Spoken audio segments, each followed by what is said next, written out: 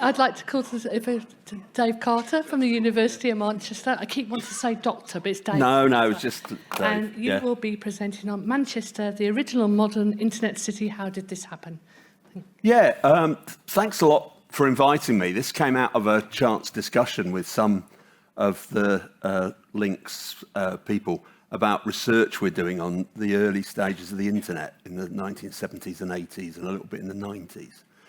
And to be fair, there's not a lot of us still around who, A, remember any detail of those discussions and the early investments, or are happy or willing to talk about it for various different reasons.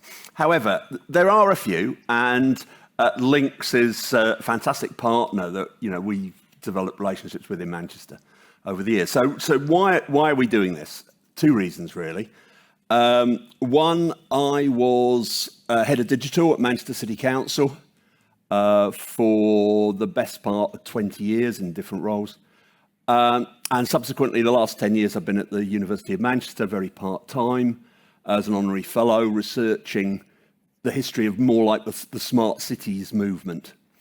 And you go so far back, and there's loads and loads of stuff from the mid-90s. But when you say, yeah, but why did that happen in the mid-90s?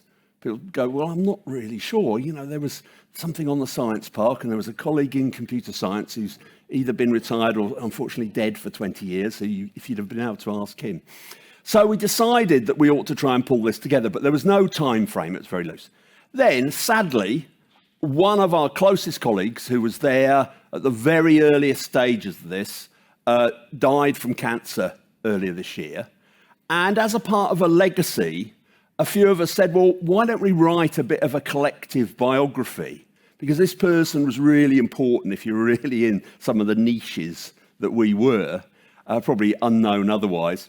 And it would give us a time frame that in the next 12 months, we will produce some very different documents. Some people are working on a more journalistic version. Some academic colleagues who are saying this ought to be a published paper.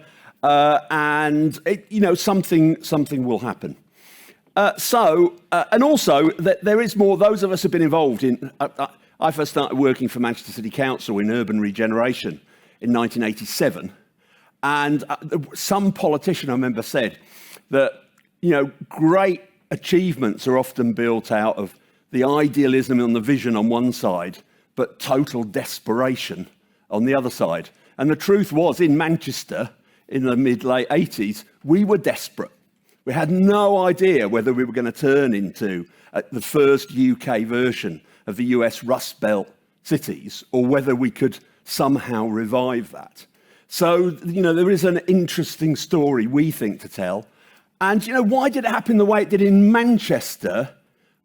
Actually, you could argue it's easier to read about why it happened in London.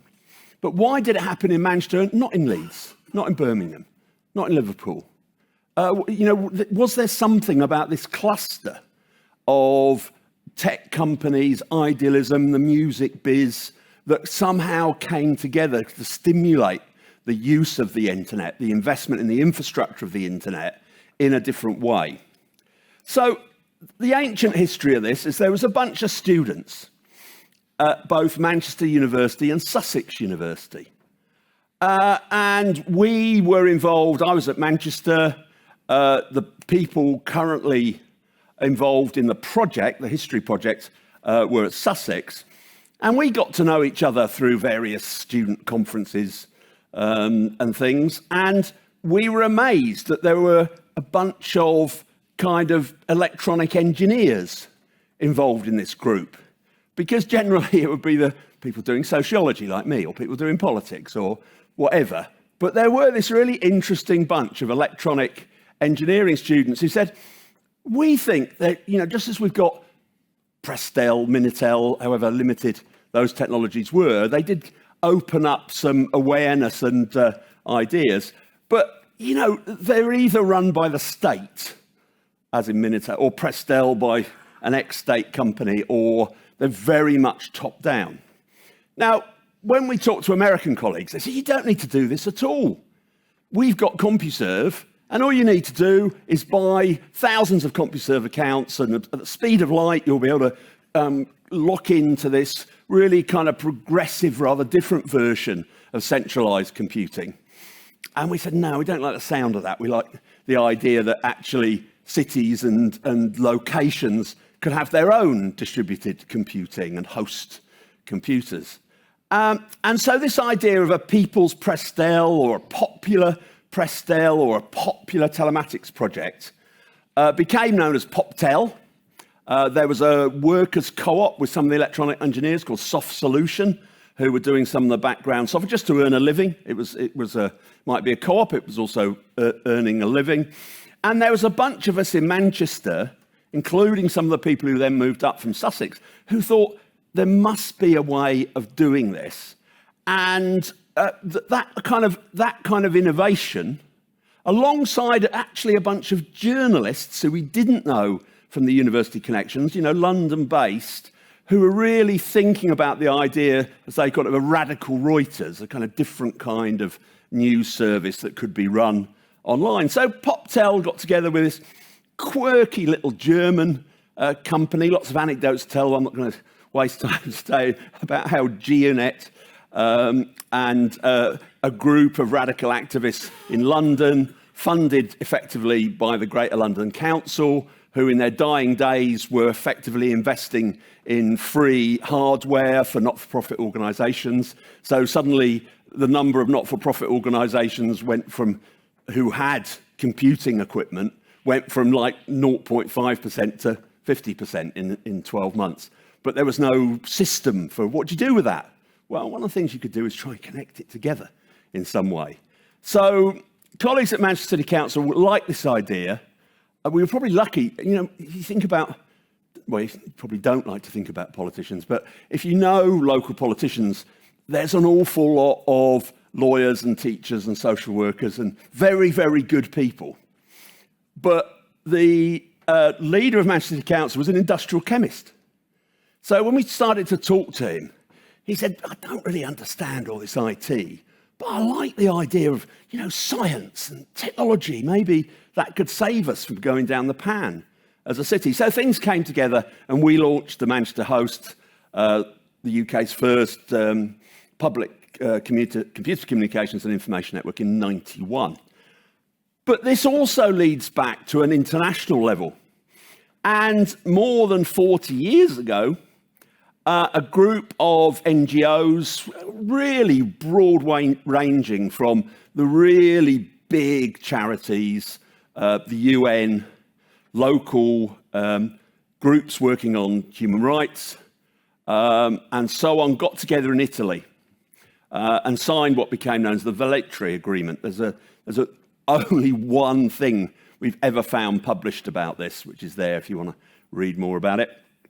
And the recommendation was to establish a network of groups exploring the use of these new technologies for exchanging feasibility studies, experiences, findings. And as one group said, it's really interesting that if you can connect a telex in a remote part of the world's post office through an X25 gateway, and the day that you find the main person you've been working with as a local human rights worker has been arrested, within 24 hours, every embassy of that country has suddenly got a fax being sent saying, free the person. And, well, they don't even know he's been arrested at that time. But it was a quite exciting, cutting-edge bit of thinking about how to do that kind of stuff. And we know there's nothing new in this. We know that whole trajectory has been pretty well written about, from military and academic research, establishing this out of ARPANET and so on, activist networking, phone phreaking, all sorts of libertarian ideas from the States. And then this big debate that happened in the late 80s, early 90s, between many US colleagues who said it's got to be a free net. It's got to be free to use, there'll be no charge for it. And we said, well, free nets aren't really free.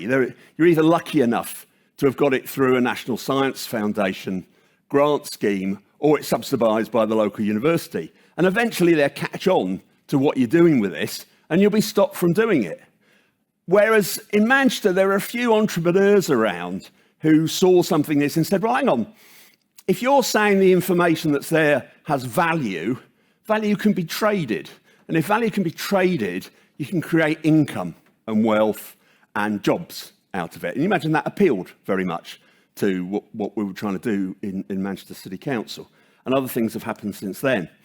So this is really just a background thing if you want to look at these later. But from that time in 1991 up to the time of the Commonwealth Games in Manchester in 2002, we had a lot of investment in empowering and training people on to use this technology, not only as a passive user, but also as an active producer of content.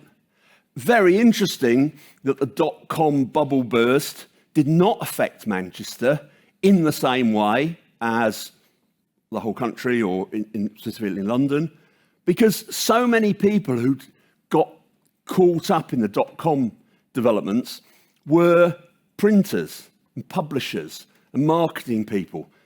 E-commerce, remember shopping catalogues. What's more than, you get a shopping catalogue through the post, you order something, you put it back in the post and it arrives. So when you said the possibility of shopping on this stuff in the early 90s, they got it. They didn't laugh. So there was a lot happening that meant that when colleagues from the two universities, or Manchester Polytechnic then, came along with their idea for, firstly, this Greater Manchester Internetwork Group, the idea of using the university research infrastructure to open up access to the telecoms infrastructure and then invest in that infrastructure. And in Manchester Science Park, both the university through the Network Access Point, which is in some ways a direct predecessor to IX Manchester and now Manchester LINX, and those independent initiatives, originally Telecity and XTML, all came together and convinced the City Council to have a really proactive telematics strategy. And we used to get phoned up, mainly by American companies, say, are you the place with the internet exchange? And being economic development, we go, yeah, we're Manchester, it's really interesting. Well, listen, man, I don't care what it's called. Are you the place with the internet exchange? Right, we'll have a representative down to see you next week to discuss, So it was interesting to see how that caught on. And we were very lucky to be part of a network in Europe, particularly with Amsterdam. And their early investment in what became AM6 eventually really influenced us because they literally had somebody in the mayor's office advocating for that. And that was very unusual because usually we were, economic development is the main strategy, then a bit of urban regen and maybe a bit of science and anything else is right down here, but not in Amsterdam. They said, yeah, we've got a person working full-time in the mayor's office. We're going to make this a really important investment, just like investing in Amsterdam Port, Amsterdam Airport, and so on.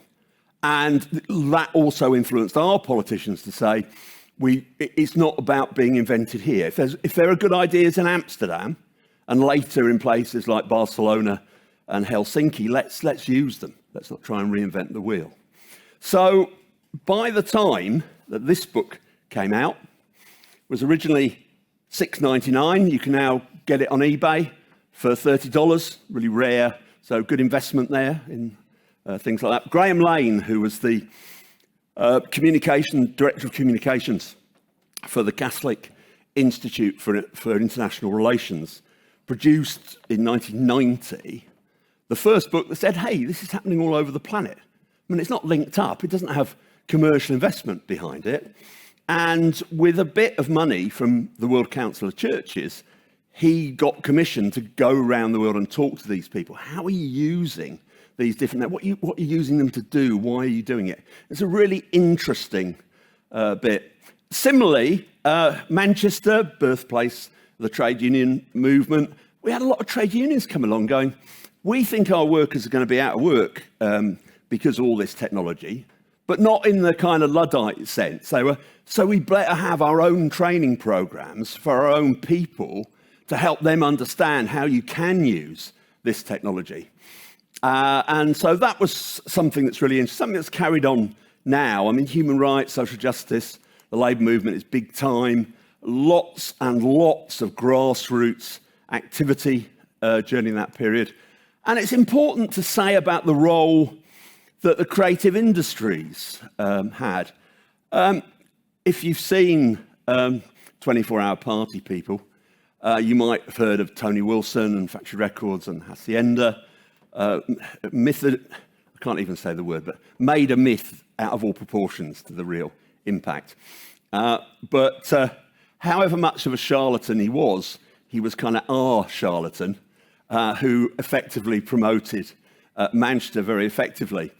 And in January 2020, having come back from a trip to LA, where he talked to the people running the then still illegal Napster service, which had launched the year before, and discovered the MP3 format, 3 years before the Apple iStore started making music available that way, he ran for a few short months this wonderful online music store, where the idea was that every download was 33p, to go on with the 33 RPM and all that, 11p for the artist, 11p for the distributor, and 11p for the fees. Every record company on the planet then threatened to sue him for breach of copyright and but that's how Tony worked, as you know if you've seen the film. And but it got everyone thinking about it. So it collapsed within 6 months, but it showed it could actually work. And a lot of the early music sharing sites had people who had either been involved in that, who came up to Manchester after its demise and say, what the hell did he think he was doing? How is he going to get away with that? But it seems a good idea. Maybe that's an interesting source of content that could drive people to use this stuff. And people like Arts About Manchester, major audience development organisation, who trialled online theatre booking in the early 2000s. Also a bit of a disaster, but taught a lot of people the potential for that, and the Arts Council came up to have a look at it. A lot of digital arts stuff, coinciding in '98 with the 50th anniversary of the Baby, the Manchester first real computer, as I love telling American colleagues, because of course it had a stored program, the American system didn't. Lots of dispute about that, but it's always up for a heated debate when you have colleagues over from the States. That led to other things that I'm not going to go into now. This is just added if you're interested. The Living Labs network, which very much came out of MIT's Open Design Labs, the Eco Lab initiative. Researchers from the National Research Organisation, who we'd worked with since the early 90s, gone over to MIT to talk to Bill Mitchell, and Bill Mitchell then became like an unofficial patron of trying to do that in Europe. There are now more than 300 of those open innovation, user-driven living labs across the globe. And just to wind up, today, a small group of local authorities, but also businesses in the sector have come together to create cooperative network infrastructure, which has more than 300k of neutral passive fibre network ducts, unlit dark fibre, mainly across the northwest in Greater Manchester, Blackpool, Lancaster, and the most recent rollout in Preston, but also really echoing that really interesting serendipity between Manchester as a place and Sussex University, Brighton as a place, also with Brighton and Mid and West Sussex. So that idea that you could do it differently, you might always be a 1% of 1%, but if that 1% of 1% is doing a good deed, employing people, generating wealth, much of which then can be rechanneled into projects locally. So the most interesting project for me, even though I've always obviously championed Manchester things, is what Blackpool are doing with their Silicon Sands project. the idea of interconnecting the transatlantic cable that runs into Blackpool with the redevelopment of the old airport space, with offshore wind, solar power, immersive data facilities, and using the heat that's drawn off from that. It's some really interesting stuff, and it often is the most fringe, the smallest stuff, that is then can be looked at nationally for further development. Lots of this thinking still goes on. I mean, we all love the Algorithmic Justice League because it's got such a cool name, but there's a number of projects both in this country looking very importantly at the ethics of all this, and that's influencing people. There are now a whole range of initiatives in European cities, mainly in European cities, but globally as well, where people working in living labs and fab labs are talking about living cities, fab cities, what you can build yourself. There's some really interesting, serious retro stuff that one of my colleagues is looking at. Did you know that there was a big debate in the 1950s in the Soviet Central Committee about whether a paper should be presented by a group of economists saying that Russia will never be able to compete with the dollar and therefore should abolish money? Oh, and at the same time, to make this work, should have a nationwide global cybernetic system that people could communicate with. So these kind of utopian ideals, and particularly if you've ever read any deep Russian science fiction, you know that there is this view of, well, we can't be the only people in the universe, and if there are more evolved people, then they've got to be a perfect communist society.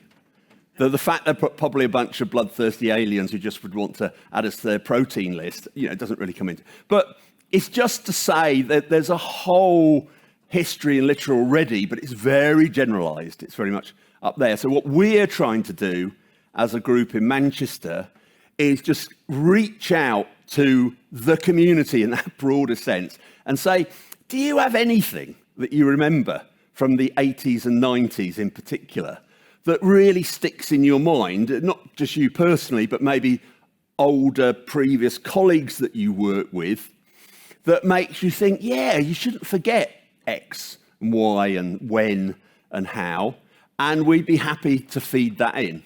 So we hope to have a draft, a couple of drafts probably, of different versions of this out later this year, which will be purely open source, people to contribute, people to hopefully give us friendly, constructive criticism.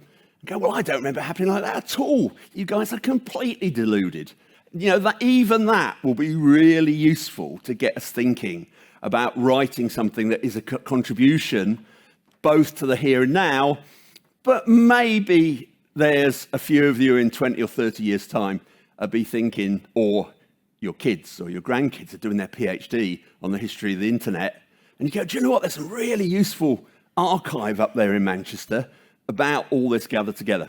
So thanks in many ways for indulging me to have a chance to talk to you about this project. And I'm around till the end if there's any, well, you can contact me there, but if there are any things that spring to mind, we'd really love to hear from you. If there's any immediate questions, I'll gladly answer them, or rather try to. Any questions?